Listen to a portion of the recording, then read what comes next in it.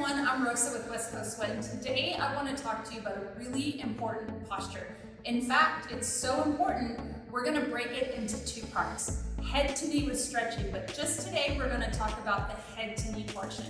Because there are four really important things that are going to really change the dynamic of this posture for you.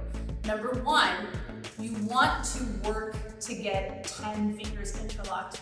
And why that's important is that this is a great opportunity to practice your grip, right? So the grip is going to make such an intense difference to the posture. Remember, if you're unable to have 10 fingers interlocked, you can always bend your knee as much as you need that to do that. So again, number one, 10 fingers interlocked.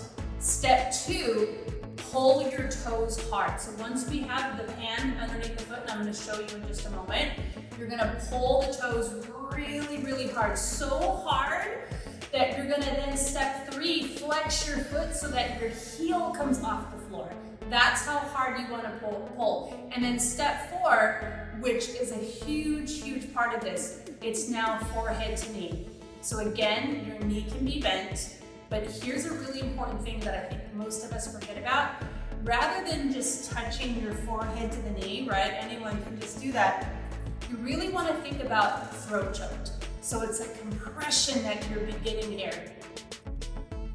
Looking at the stomach, it'll change the dynamics, and again, you'll really get a lot of the benefits to the body system in this posture doing it that way. So again, step one, 10 fingers interlocked, and at any time, you can bend the knee. Pull your toes hard so that your heel comes up, right? Third, so again, flex the feet, flex the foot, that's third. Fourth, head to knee. So again, you can always bend the knee, throat choke. Forehead to knee. What do you think about this posture? Let us know your thoughts in the comments, and we'll see you next time on your mat. Stay tuned for next month. Lily's gonna break down the stretching part.